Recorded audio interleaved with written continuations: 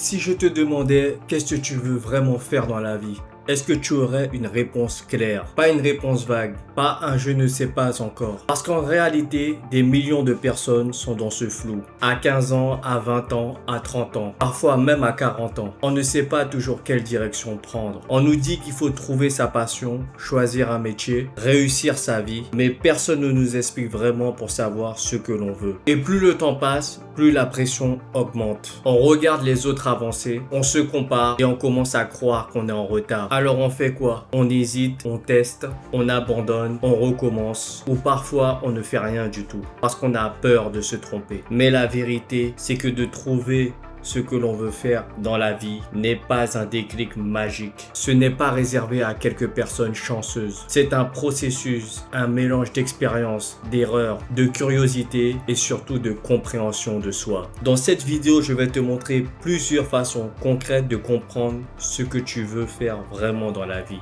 Certaines sont évidentes, d'autres moins.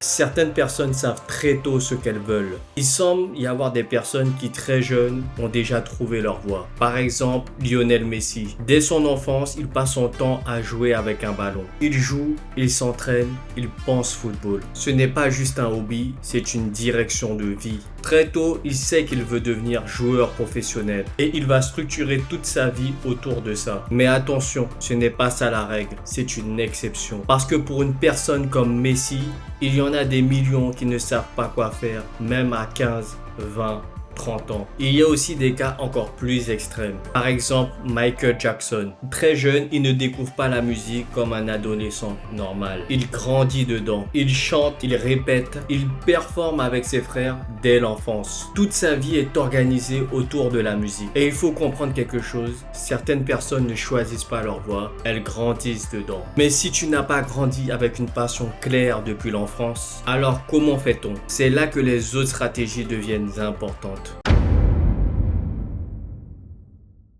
Essayez beaucoup de choses pour trouver sa voie. Pour la majorité des gens, la réponse n'est pas dans un déclic, mais dans l'expérience. Tu ne trouves pas ce que tu veux faire en y pensant, mais tu trouves en testant. Tu ne peux pas aimer quelque chose que tu n'as jamais vraiment essayé. Le problème, c'est que beaucoup de personnes attendent d'être sûres avant d'agir. Mais en réalité, c'est l'inverse. C'est l'action qui crée la clarté. Tu peux commencer petit, essayer un sport, tester un job d'été, lancer un petit projet, créer du contenu, apprendre une compétence en ligne, changer d'environnement. Et surtout, il faut accepter une chose, beaucoup d'essais ne vont pas te plaire. Et c'est normal, ce n'est pas du temps perdu, c'est du tri. Chaque expérience donne une information, j'aime ça, je n'aime pas ça. Je m'en fiche, je ne pourrais pas le faire toute ma vie. Et petit à petit, tu construis une direction sans t'en rendre compte. Mais si essayer est important, encore faut-il comprendre quoi essayer. Et là, il y a un élément que beaucoup de gens oublient, la curiosité.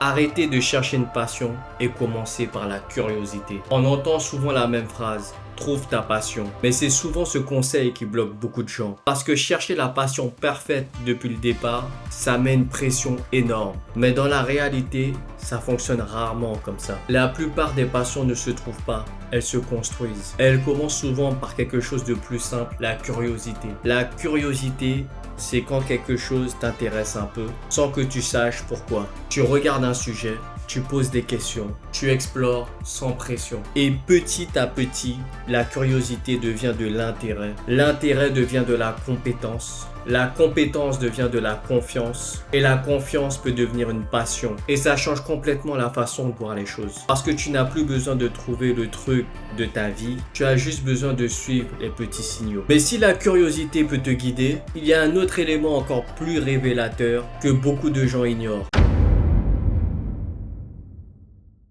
Ce que tu fais naturellement, sans effort. Il y a une question très simple que peu de gens se posent. Qu'est-ce que je fais sans qu'on me le demande? Parce que souvent, ta direction de vie ne se cache pas dans ce que tu forces, mais dans ce que tu fais naturellement. Par exemple, ce que tu regardes sur YouTube sans t'ennuyer. Les sujets sur lesquels tu peux parler longtemps. Les choses que tu fais même quand personne ne te regarde. Ce qui te fait perdre la notion du temps. Parce que le temps est un indicateur très puissant. Quand tu fais quelque chose et que tu ne vois pas les heures passées, c'est rarement un hasard. Là où ton attention reste naturellement, il y a souvent un indice sur toi. Et ce qui est intéressant, c'est que beaucoup de gens ignorent ces signaux. Ils pensent ce n'est pas sérieux, ce n'est pas utile, c'est juste un passe-temps. Mais parfois un simple passe-temps est juste une compétence en construction. Ce qui te vient facilement n'est pas forcément banal. Parce que ce qui est facile pour toi peut être difficile pour un autre. Donc la vraie question n'est pas qu'est-ce qui est important dans la société, mais plutôt qu'est-ce qui est naturel pour moi.